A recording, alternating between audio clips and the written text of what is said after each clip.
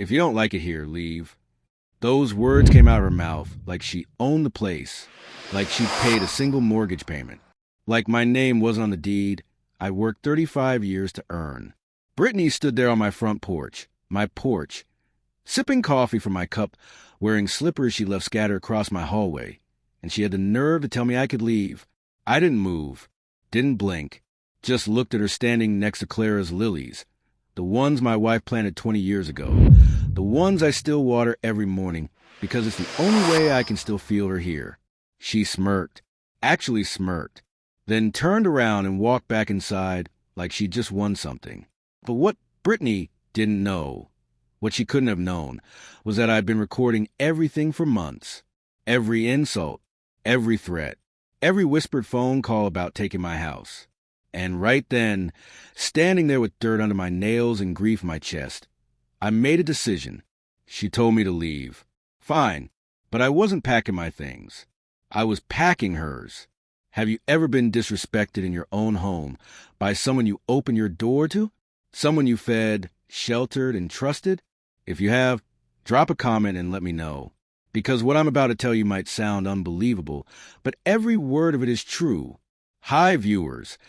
Kindly tell us where you're watching from and what time it is. Warm welcome to the family. Enjoy the story. My name's Raymond Cole. I'm 63 years old, a retired high school history teacher from Tulsa, Oklahoma. I spent 3.5 decades teaching kids about wars, revolutions, and how power corrupts when nobody stands up to it. Funny thing is, I never thought I'd have to use those lessons in my own living room. 5 years ago, I lost my wife, Clara. Cancer took her slow, and I watched every painful day of it. When she finally passed, the house went silent. Not quiet, silent. The kind of silence that presses against your ears and makes you realize how much noise one person's love can make. I thought about selling. Thought about moving into one of those senior apartments downtown, where they serve dinner at 5 and play bingo on Thursdays. But I couldn't do it. Every room held her. The kitchen where she hummed gospel songs while frying bacon. The bedroom where we'd lie awake talking about Evan's future. The porch where we'd sit and watch storms roll in. So I stayed, alone, with her memory and too many empty rooms. Then my son, Evan, called. Said he and his new wife, Brittany, hit some rough times. A business deal went bad. They needed a place to stay. Just temporarily. Few months, tops. What kind of father says no to that? I told him yes before he even finished asking. Told him to bring whatever they needed. Told him this was still his home. Always would be. I didn't know I was inviting a storm inside that would nearly destroy everything Clara and I built. The first month felt normal enough. Evan helped with groceries, took out the trash, asked how I was doing. He looked tired, worried about money, but he was still my son. Still had that gentle way about him that reminded me of his mother. Brittany was different. Younger than Evan by almost 10 years. Always on her phone, always talking about followers and analytics and brand deals. She said she worked in digital marketing, whatever that meant. Far as I could tell, it meant taking pictures of herself and posting them online. She was confident, I'll give her that. Walked into every room like she belonged there. Talked fast, loud, smiled with all her teeth. At first, I respected it. Thought maybe she'd be good for Evan, push him to be bolder. But confidence without respect is just arrogance wearing a mask. It started small. She'd leave her shoes in the hallway, makeup smeared across the bathroom counter, half-empty glasses of wine on the coffee table.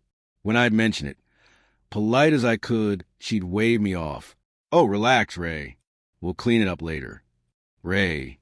Not Mr. Cole. Not even Raymond. Just Ray. Like I was some buddy from work, instead of the man who owned the roof over her head. I let it slide. Told myself she was young, still learning how to share space. But then she started rearranging things.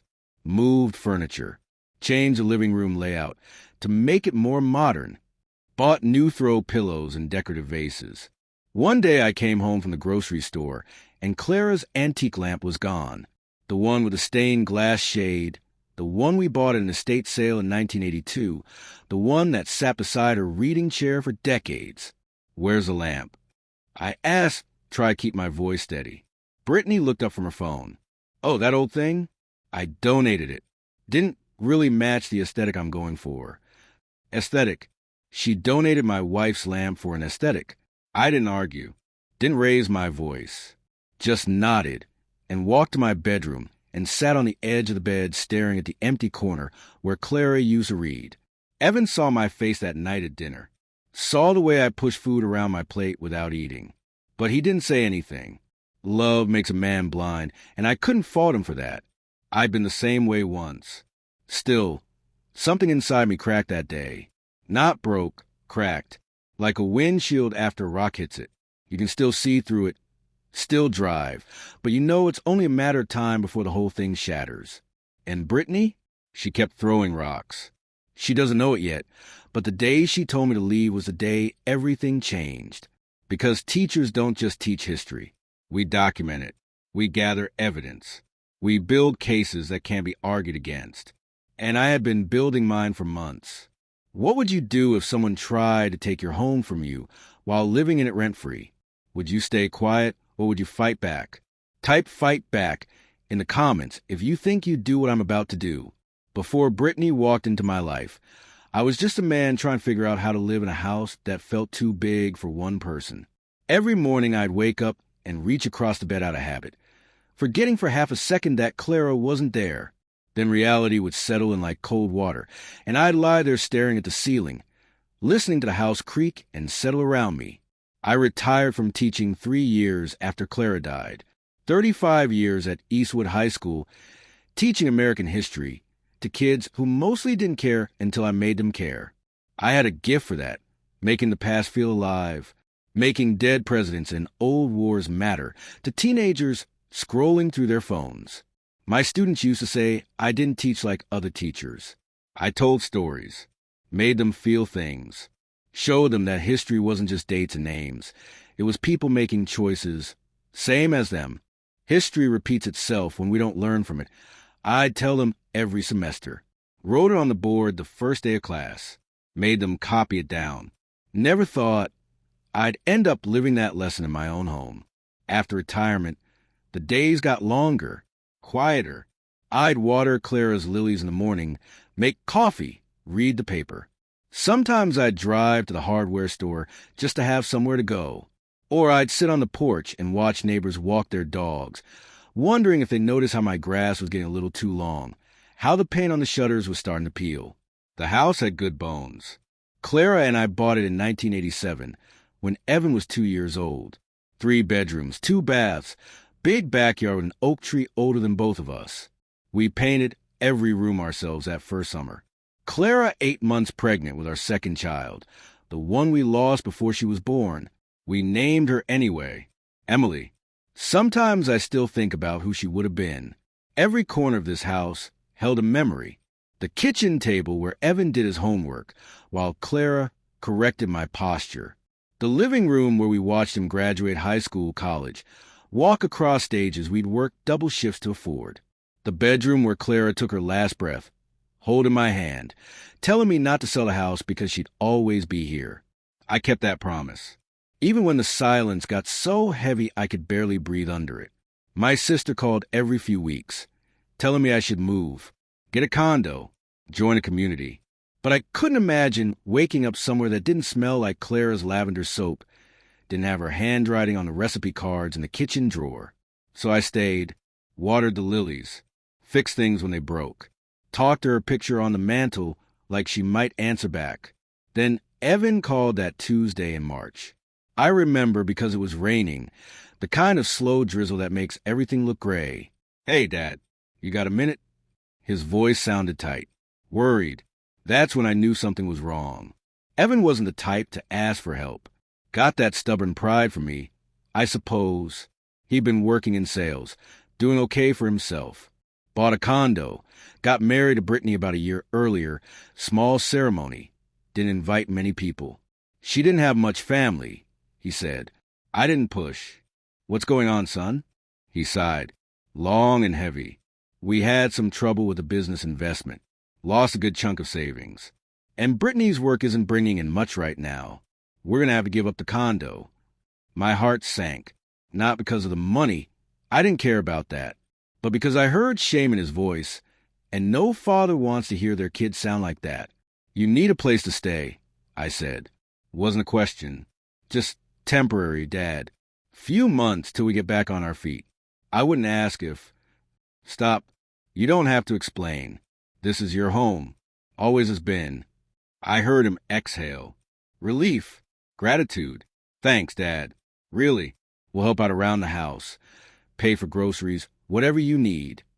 Don't worry about that. Just come home. When I hung up, I sat there holding the phone, staring out at the rain. Part of me felt relieved.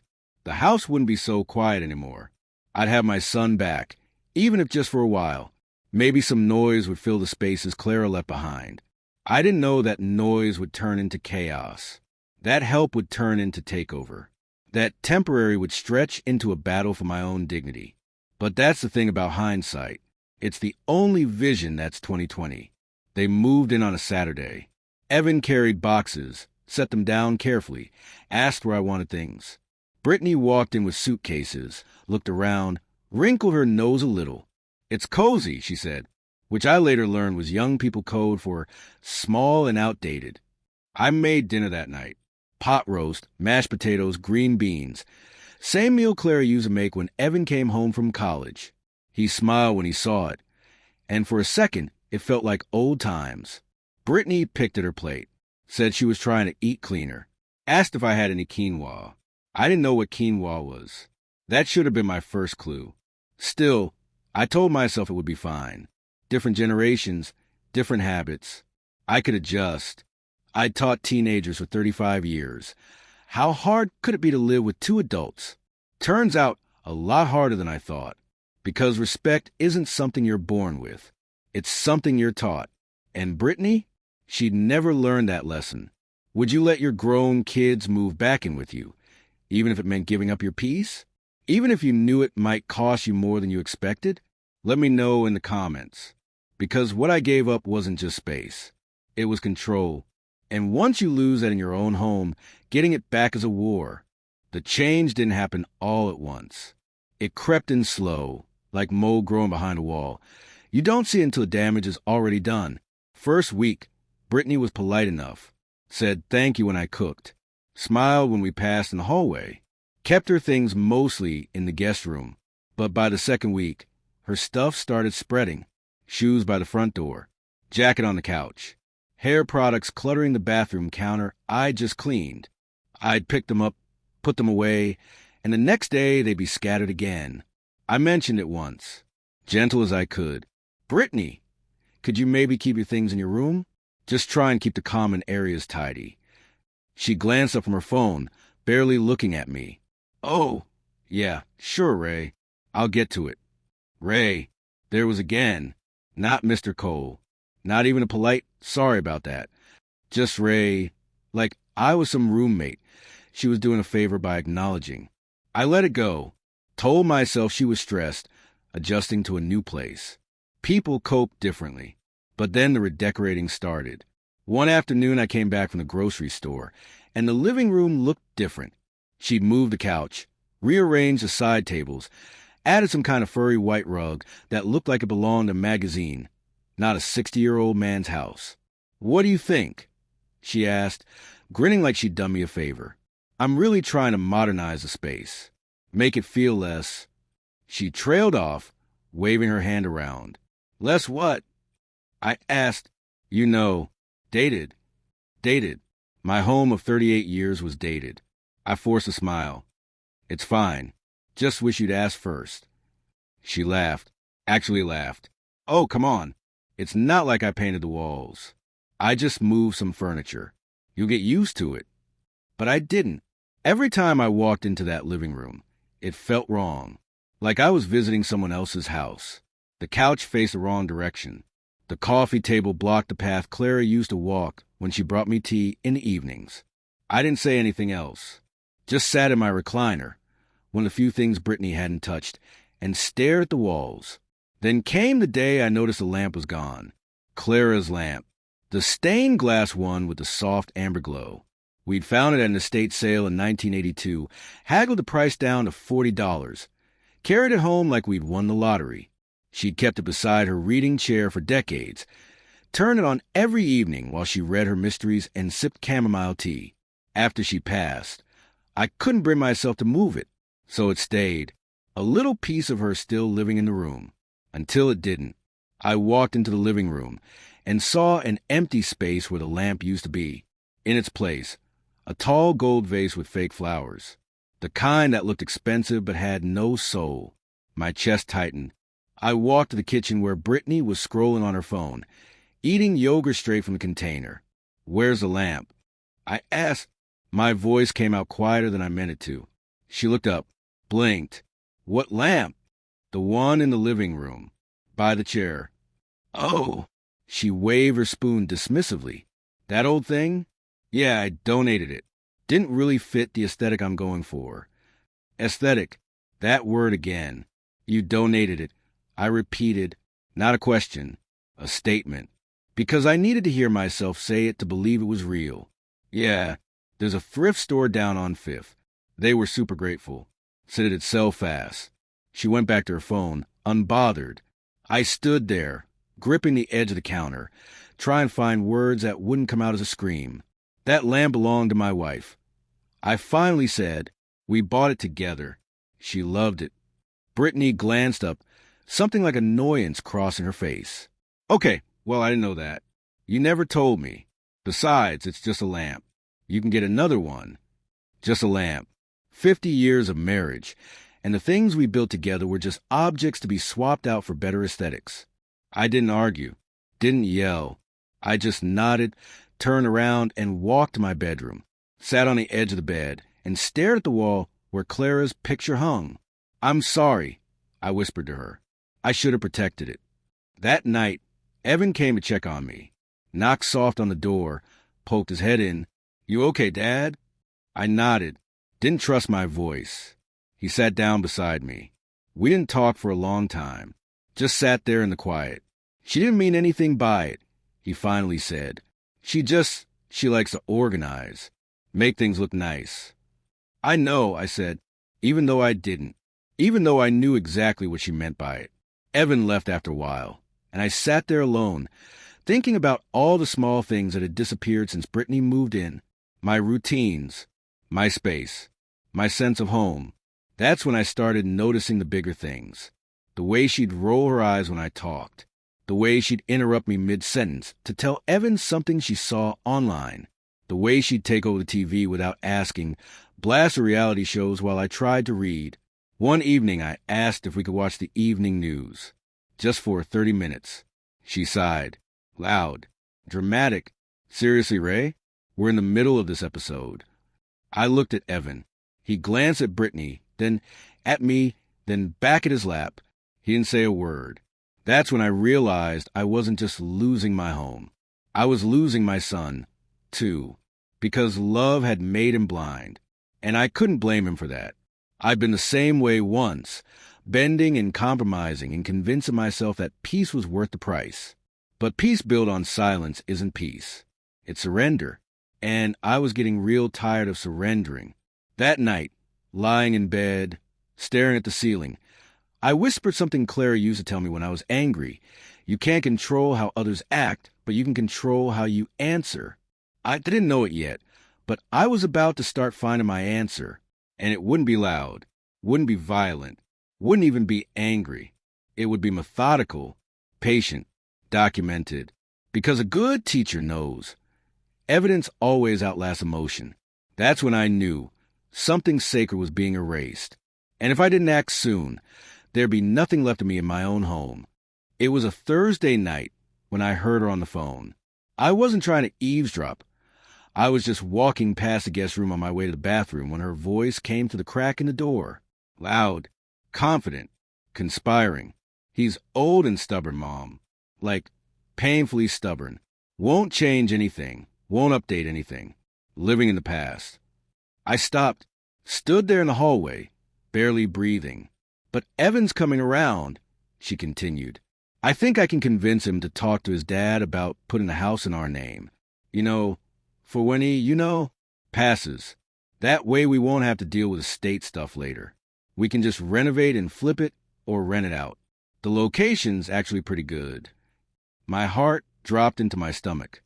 She was talking about my house, my home, the place Clara and I built from nothing, like it was already hers, like I was just an obstacle in the way of her next real estate project.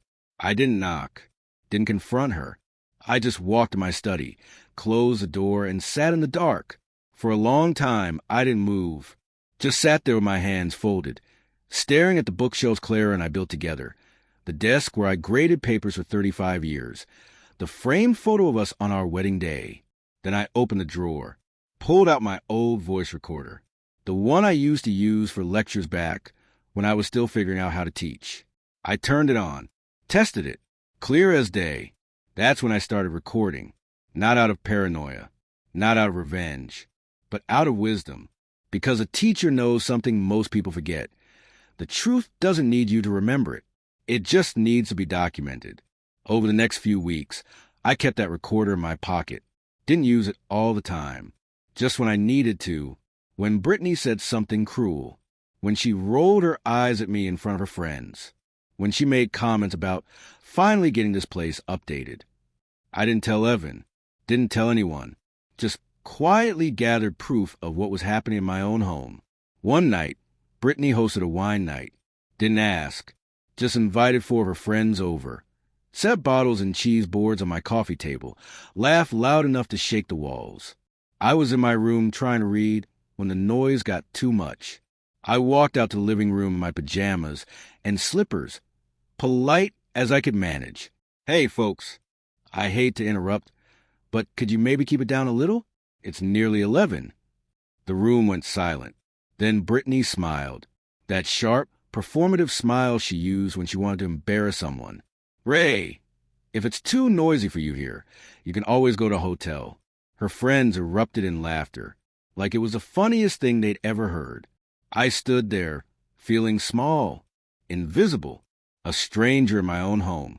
I didn't argue, just nodded, turned around, and walked back to my room, closed the door, pulled out the recorder, pressed play. Her voice came through crystal clear. You can always go to a hotel. I saved that one, labeled it, filed it away with the others. The disrespect got worse. She started treating me like I was in the way, like I was the guest. She'd walk into my study without knocking, ask when I'd be done using the office, because she needed the space for a Zoom call. She'd throw out my leftovers to make room for her meal prep containers. She'd change the thermostat without asking, crank it down so low I had to wear a sweater in my own house. And Evan? He saw it. I know he did. I'd catch him watching sometimes, guilt written all over his face. But he never said anything, never stood up for me, just looked away and let it happen. One morning I made breakfast. Eggs, bacon, toast. The same meal I used to make for Evan when he was a kid.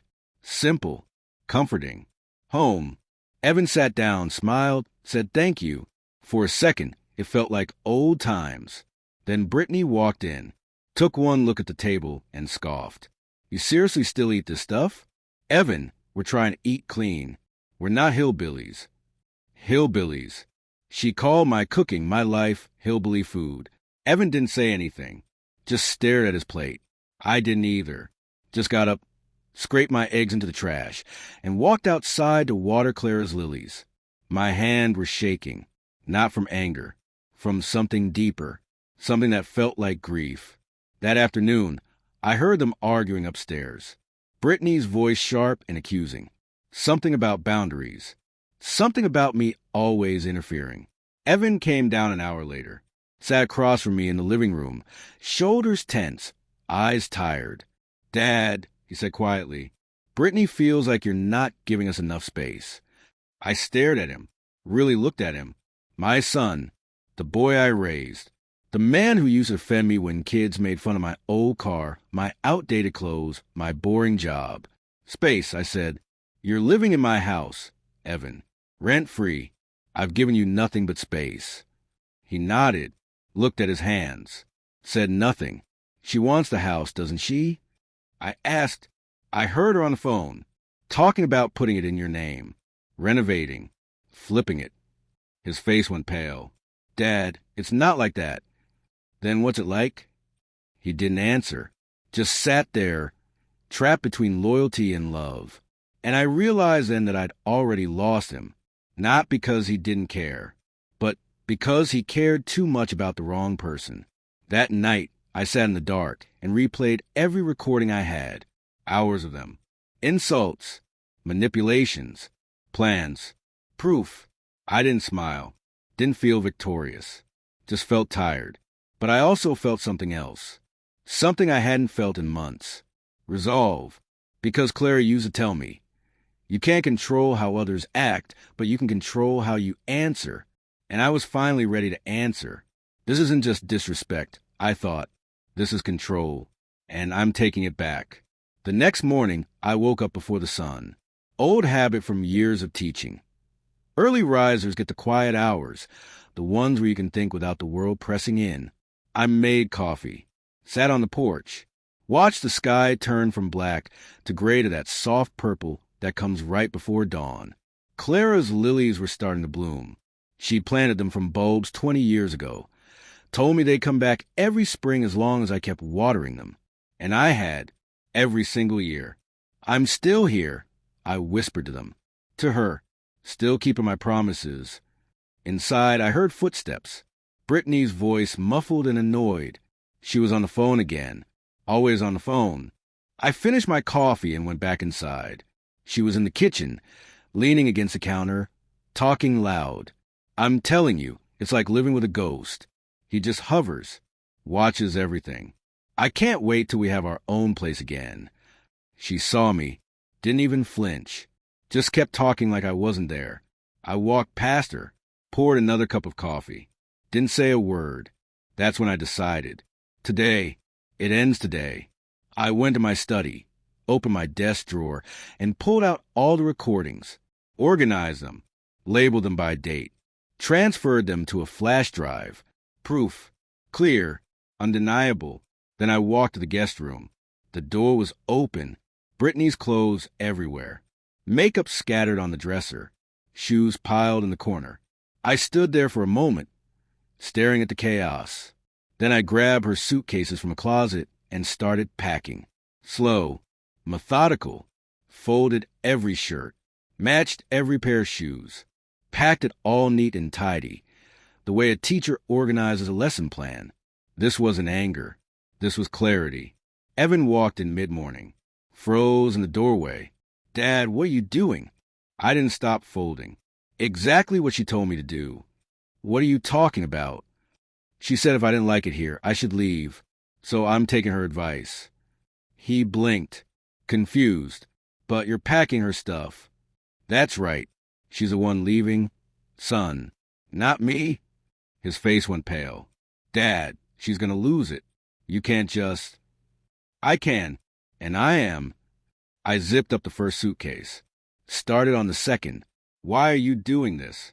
I stopped, looked at him, really looked at him, because I've spent 5 months being disrespected in my own home, because your wife tried to take this house from me while I fed her, sheltered her, and asked for nothing, because I'm done being a guest in the place I built. Evan opened his mouth, closed it. No words came out. Brittany's voice echoed from downstairs. Evan, where'd you put my charger? I went back to packing. A few minutes later, she came upstairs, hair messy, eyes still half asleep. Then she saw the suitcases. What the hell are you doing with my stuff? I didn't look up, just kept folding. Packing. Packing? For what? You're leaving. She laughed, sharp, disbelieving. Excuse me? You heard me. I zipped the second suitcase, set it beside the first. Her face shifted, shock to confusion to anger. You've lost your damn mind. Old man, you can't just kick me out. This is my home, too. I finally looked at her. Calm, steady. No, this is my home. You've been a guest, and your time here is over. Evan, she screamed, spinning toward him. Are you hearing this? Your father's having a breakdown. Evan stood there, frozen, torn. She turned back to me, voice rising. You can't do this. You can't touch my things. I'll call the police. Go ahead, I said quietly. I have recordings of everything you've said, every threat, every insult, every plan you made to take this house from me. Her face drained of color. What recordings? I pulled the flash drive from my pocket, held it up. Every word, Brittany. Documented, dated, backed up. She stared at it like it was a weapon, and in a way it was. Then she grabbed her phone, hands shaking, dialed 911. Yes, I need help, she said, voice trembling with fake panic. There's an elderly man here. He's having some kind of episode. He's destroying my property. I think he's lost his mind. Please send someone. I didn't argue, didn't raise my voice. Just sat down on the edge of the bed and waited, because the truth doesn't need to shout. It just needs to show up. What would you do if someone tried to take your home? Would you stay silent? Or would you fight back with everything you had? Type fight back if you do exactly what I just did, because this story's only getting started. The moment she hung up that 911 call, the room went silent. Not peaceful silent, dangerous silent. The kind that comes right before something breaks. Brittany stood there, phone still in her hand, chest heaving, eyes locked on mine like she was waiting for me to crack, to apologize, to back down. I didn't move, just sat on the edge of the bed with her packed suitcases at my feet and that flash drive in my pocket. They're coming, she said, voice shaking but trying to sound confident. And when they get here, they're going to see you completely lost it. Evan was still standing in the doorway, pale as a sheet, looking between us like he was watching his whole world split in half. Dad, he whispered, maybe we should just talk about this, figure something out. I looked at my son, my only child, the boy I raised to be kind, to be fair, to stand up for what's right. And I saw him struggling, saw the weight of loyalty pulling him in two directions. There's nothing to figure out, I said quietly. I've been disrespected in my own home for 5 months. I stayed quiet because I loved you, because I didn't want to put you in the middle. But your wife crossed a line, son, and I won't apologize for defending what's mine. Brittany laughed. Cold, bitter. What's yours? You think you're so righteous, don't you? You're just a bitter old man who can't let go of the past. Living in this museum, worshiping a dead woman's memory. The words hit like a punch. I felt my jaw clench. My hands gripped the edge of the bed. She saw it, smiled. Yeah, I said it. Your wife's been gone for 5 years, Ray. Maybe it's time you accept that and move on instead of making everyone else live in her shadow. Evan stepped forward. Brittany stopped. No. She spun toward him. I'm done tiptoeing around his feelings. He acts like we owe him something just because he let us stay here. Newsflash, he's lonely and we're doing him a favor by even being here. I stood up, slow, calm, looked her right in the eyes. You're right about one thing, I said. Clara's been gone 5 years. And every day since, I've tried to honor her memory by being the kind of man she'd be proud of. Patient, forgiving, kind. I picked up one of the suitcases, set it in front of her. But she also taught me that respect is earned. And you haven't earned a single ounce of it. Before Brittany could respond, we heard it. Sirens. Faint at first, then louder. Closer. Her face shifted. Something like panic flickered across it before she buried it under that fake confidence again. Good, she said. Let them see what you've done. I walked to the window, watched the patrol car pull up to the curb. 2 officers got out. One older, one younger. The younger one looked familiar. My chest tightened, not from fear, from something else. Something like hope, because I'd taught long enough to know that truth has a way of finding the right audience. And I was about to find out if these officers were it. The doorbell rang. Brittany rushed down the stairs, to open the door before I even made it halfway down. Thank God you're here, she said, voice dripping with manufactured distress. He's upstairs. He's been acting erratic all morning, packing my things without permission. I think he's having some kind of mental episode. The older officer, badge said Mitchell, nodded slowly, taking in the scene.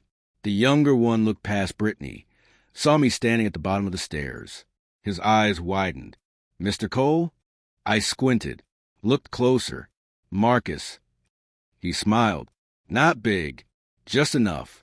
"Yes, sir. Marcus Henderson. You taught me junior year. American history." Officer Mitchell looked between us. "You two know each other?" "He was one of my best students," I said. Meant it too. Marcus had been quiet, thoughtful, always asked the kind of questions that showed he was really thinking. Brittany's face flickered with something. Doubt, maybe, but she pushed forward. "That's great, but he's still having a breakdown. Look, he packed all my belongings without asking.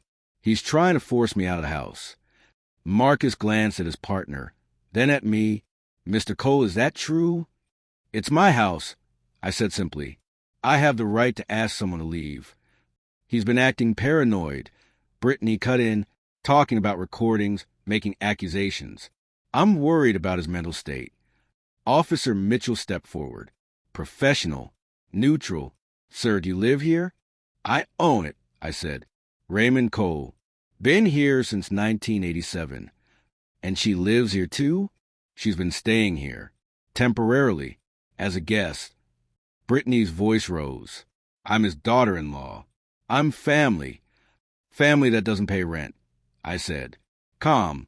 Even. Family that's been plotting to take the house from me while I fed and sheltered you." "That's insane," she shouted. "See? This is what I'm talking about. He's making things up." Marcus looked at me. Really looked.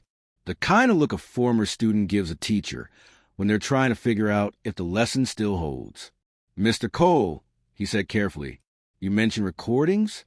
I reached into my pocket, pulled out the flash drive. Everything's on here. Conversations, threats, plans to take my property. Dated and labeled. You're welcome to listen. Officer Mitchell took the drive, turned it over in his hand. "This is documentation of conversations that took place in your home?" "Yes, sir." Brittany's face went white. "You can't record people without their permission. That's illegal. Oklahoma's a one-party consent state." Marcus said quietly, "If he was part of the conversation, he can record it." The room went silent again. But this time, the silence wasn't dangerous. It was settling, like dust after an explosion. Officer Mitchell looked at Brittany, then at me, then at the suitcases sitting at the top of the stairs. "Ma'am," he said, "is there somewhere else you can stay tonight?" Her mouth fell open. "What? You're not serious. If this is his property and he's asking you to leave, we can't force you to stay, especially if there's documented evidence of conflict. This is insane." She looked at Evan, who'd been standing silent in the corner this whole time. "Evan, say something." My son stood there, jaw tight, eyes wet, and for the first time in months, he looked at her instead of away from me. "Maybe we should go," he said softly. "Are you kidding me right now? I heard the things you said, Brittany, about the house, about Dad. I heard them, and I didn't stop you. But he's right. This is his home. We were guests." She stared at him like he'd just stabbed her. Then she grabbed her phone, her purse, turned toward the door. Fine, but this isn't over." She stormed out, slammed the door so hard the windows rattled. Officer Mitchell handed me back the flash drive. "You might want to keep this somewhere safe, just in case." "I will." Marcus lingered for a moment, looked around the house. "You still got those history books? The ones you used to lend out?" I smiled. "Small but real. Still got 'em." "Good." He nodded, respectful. "Take care of yourself, Mr. Cole. And if she comes back and causes trouble, call us." They left. The house went quiet again. But this time, the quiet didn't press against me. It just settled. Evan stood in the middle of the living room, looking lost. "I'm sorry, Dad," he finally said, voice cracking. "I should have seen it sooner." I walked over, put my hand on his shoulder. "Love makes us blind sometimes, son. But you saw it when it mattered." He nodded, wiped his eyes. "I'll go get her stuff. Bring it to her. Take your time." He went upstairs. I walked to the porch, sat down beside Clara's lilies, and let the sun warm my face. For the first time in 5 months, I felt like I could breathe. She told me to leave. I decided to make her wish come true. And now I could finally hear the silence again, not as loneliness, but as peace. The next morning felt different. Not just quiet, clean, like a storm had blown through and left the air lighter. I woke up early, same as always, made coffee, sat on the porch watching the sun come up. But this time, I wasn't bracing for the sound of Brittany's voice or the weight of her presence filling every room. She was gone. Her things were gone. The fake flowers, the gold vases, the overpriced candles that smelled like vanilla and entitlement, all of it gone. Evan had packed everything the night before. Didn't say much. Just moved through the house like a man going through the motions of a funeral, loading boxes and suitcases into his car. When he finished, he stood in the doorway, keys in hand, looking at me like he was waiting for permission to leave. "You don't have to go," I said. "You're always welcome here, son." He shook his head. "I think I need to figure some things out. On my own." I nodded. Understood. Doors always open. He hugged me, long, tight. The kind of hug that says everything words can't. Then he left. And I sat there on the porch alone, listening to the sound of his car fade into the distance, wondering if I'd done the right thing, wondering if standing up for myself meant losing my son. But then I thought about Clara, about what she would have said. You can't control how others act, but you can control how you answer. I'd answered. Clear, firm, respectful. The rest was up to him. I spent that morning reclaiming the house. Not in a dramatic way, just small, quiet act of restoration. I moved the couch back where it used to be, put Clara's photos back on the mantel, cleaned out the bathroom cabinet, and threw away all the products Brittany had left behind. In the guest room, I opened the windows, let fresh air sweep through, stripped the bed, washed the sheets, remade it the way Clara used to, hospital corners, tight and neat. By noon, the house felt like mine again. The next morning felt different. Not just quiet, clean, like a storm had blown through and left the air lighter. I woke up early, same as always, made coffee, sat on the porch watching the sun come up. But this time, I wasn't bracing for the sound of Brittany's voice or the weight of her presence filling every room. She was gone. Her things were gone. The fake flowers, the gold vases, the overpriced candles that smelled like vanilla and entitlement, all of it gone. Evan had packed everything the night before. Didn't say much. Just moved through the house like a man going through the motions of a funeral, loading boxes and suitcases into his car. When he finished, he stood in the doorway, keys in hand, looking at me like he was waiting for permission to leave. "You don't have to go," I said. "You're always welcome here, son." He shook his head. "I think I need to figure some things out. On my own." I nodded. Understood. Doors always open. He hugged me, long, tight. The kind of hug that says everything words can't. Then he left. And I sat there on the porch alone, listening to the sound of his car fade into the distance, wondering if I'd done the right thing, wondering if standing up for myself meant losing my son. But then I thought about Clara, about what she would have said. You can't control how others act, but you can control how you answer. I'd answered. Clear, firm, respectful. The rest was up to him. I spent that morning reclaiming the house. Not in a dramatic way, just small, quiet acts of restoration. I moved the couch back where it used to be, put Clara's photos back on the mantel, cleaned out the bathroom cabinet, and threw away all the products Brittany had left behind. In the guest room, I opened the windows, let fresh air sweep through, stripped the bed, washed the sheets, remade it the way Clara used to, hospital corners, tight and neat. By noon, the house felt like mine again. I made lunch, sat at the kitchen table with a sandwich and the newspaper. No one interrupting, no one rolling their eyes, no one telling me my food was hillbilly food. Just me, and the memory of the woman who used to sit across from me, reading the grocery ads and circling deals with a red pen. "I did it, Clara," I whispered. I stood up, just like you would have wanted. That afternoon, my phone rang. I didn't recognize the number, almost didn't answer, but something told me to pick up.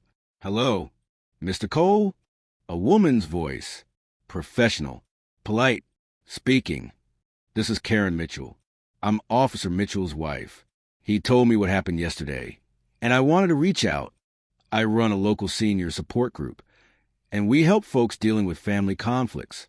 I thought you might like to know you're not alone." I sat down, felt something tight in my chest loosen. "Thank you," I said. "I appreciate that. There's a meeting Thursday night at the community center if you're interested. No pressure. Just people who understand. I'll think about it. Take care, Mr. Cole." After I hung up, I sat there staring at the phone, realizing that maybe I didn't have to carry this alone. That maybe admitting you need support isn't weakness, it's wisdom. Later that evening, I was watering Clara's lilies when I heard a car pull up. My heart jumped. For a second, I thought it was Brittany coming back to cause more trouble. But it wasn't. It was Marcus, Officer Henderson, out of uniform, in jeans and a t-shirt, holding a small box. "Mr. Cole," he said, walking up the driveway. "Hope I'm not intruding." "Not at all." He handed me the box. Inside were books, old history books, the kind I used to give to students who wanted to dig deeper. "You lent me these junior year," he said. "I've been meaning to return them for years, but life got busy. Figured now was as good a time as any." I smiled, opened one of the covers, saw my handwriting inside. "Keep learning, keep questioning." "Mr. Cole, you held on to them," I said. "Changed my life," he said simply. "Made me want to be better, do better. That's why I became a cop, to stand up for people who can't always stand up for themselves." I felt my throat tighten. "You did that yesterday. Learn from the best." We stood there for a moment, two men separated by decades, but connected by a lesson that still mattered. "Thank you," I said. He nodded, turned to leave, then stopped. "Mr. Cole, you taught us that history repeats itself when we don't learn from it. Looks to me like you learned your lesson. And you taught us one yesterday, too." After he left, I sat on the porch with those old books in my lap, thinking about all the students I'd taught over the years. How many of them carried pieces of those lessons into their lives? How many of them became better because someone believed they could? That night, I didn't feel alone. I felt surrounded by memory, by purpose, by proof that the things we teach, respect, dignity, truth, they echo forward. They matter. And when I zipped Brittany's suitcase that morning, I wasn't just packing her things. I was drawing a line, saying no, saying enough. Because sometimes the most powerful thing you can do isn't shout. It's stand still, stay calm, and let the truth speak for itself. When the police arrived that day, I wasn't nervous. I was ready. I'd spent 5 months watching my home get taken over, my dignity stripped away, my son manipulated. And I'd spent those months doing what teachers do best, documenting, observing, preparing. The moment Brittany opened that door and started spinning her story, I knew what was coming. She was good at performing, good at making herself the victim. I'd seen it before in parent-teacher conferences. People who could cry on command, twist facts, make you question your own memory.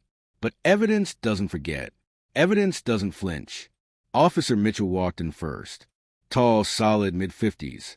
The kind of cop who'd seen enough to know when someone was lying, but still gave them the chance to prove otherwise. Marcus came in behind him. The second I saw his face, I felt something shift. Not relief, just recognition. Like the universe had put the right person in the right place at the right time. Brittany was already mid-performance. Hands shaking, voice trembling. He's been acting so strange. Paranoid, going through my things. I try to talk to him, but he won't listen. I think he needs help. Officer Mitchell took notes. Calm, professional. "Ma'am, can you tell me what specifically happened?" He packed all my belongings without permission. Just came into the room and started throwing things into suitcases. When I asked him what he was doing, he got agitated, started making accusations. "What kind of accusations?" She hesitated, just for a second, but I saw it.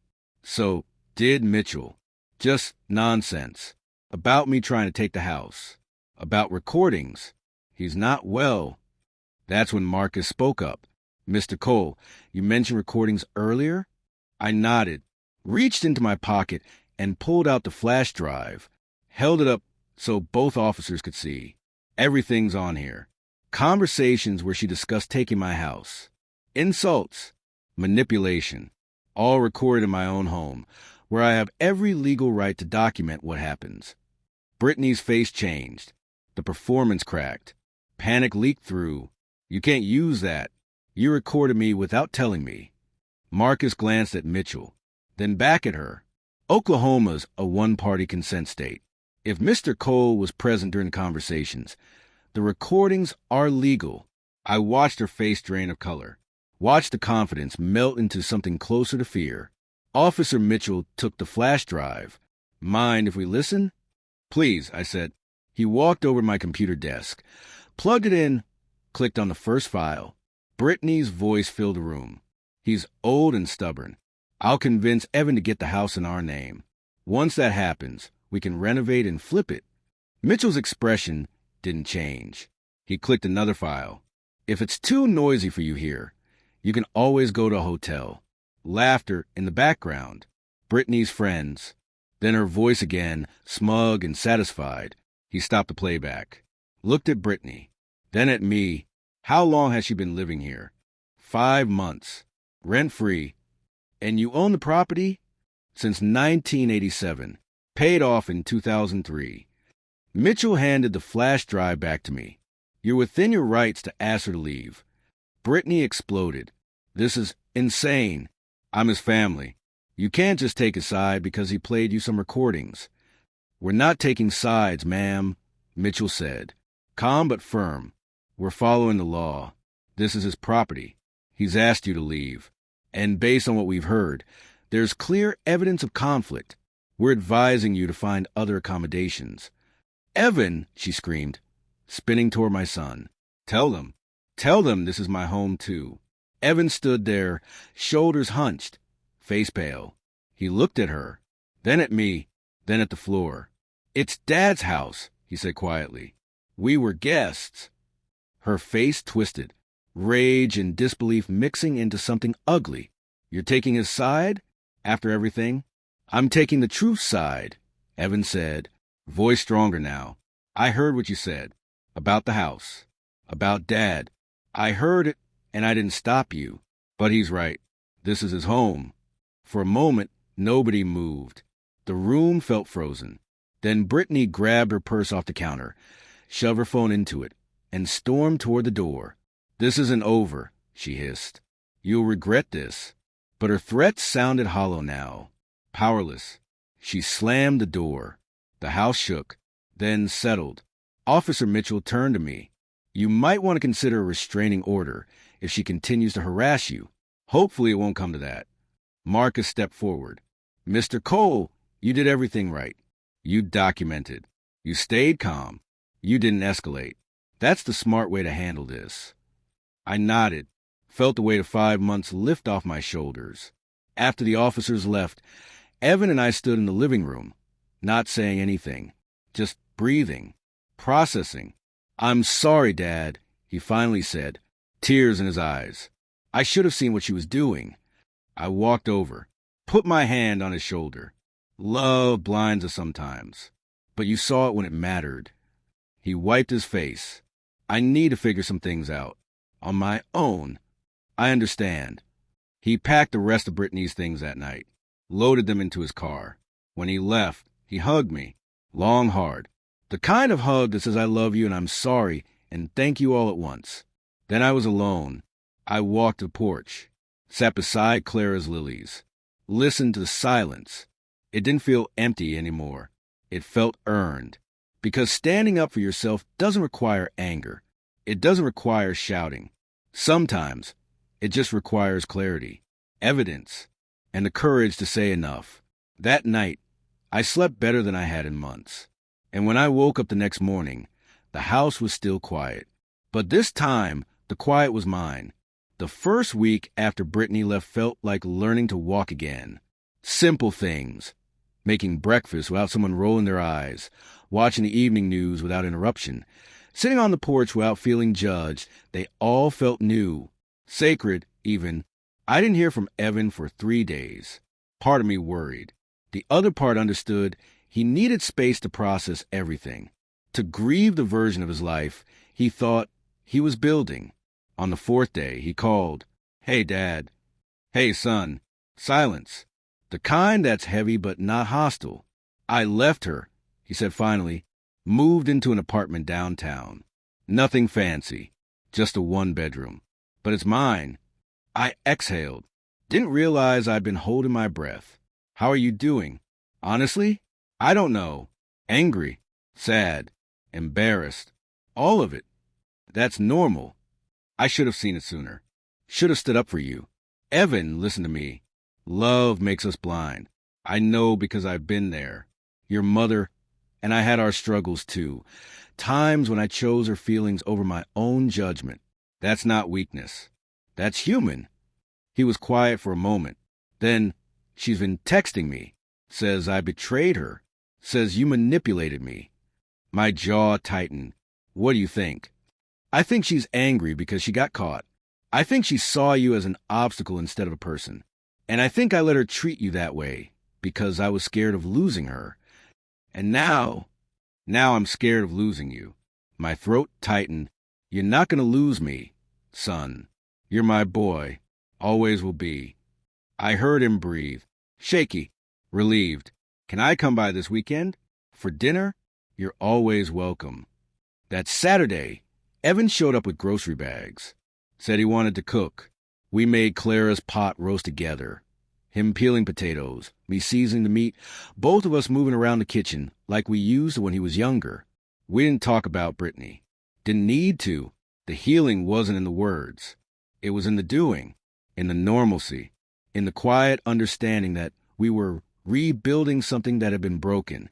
After dinner, we sat on the porch. Evan stared at Clara's lilies. "I miss her," he said. "Mom, I mean..." "Me too." She would have seen through Brittany in a heartbeat. I smiled. "Your mother had a gift for reading people. Used to drive me crazy when we were dating. She'd meet my friends and know within 5 minutes which ones were trouble. She was always right, wasn't she? Always." We sat in silence for a while, just listening to the crickets, the hum of the neighborhood, the sound of home. "Dad," Evan said, "thank you for standing up, for not letting her take everything." "I didn't do it for revenge," I said. "I did it because I finally remembered what your mother used to tell me. You can't control how others act, but you can control how you answer." That was my answer. He nodded, smiled a little. "Good answer."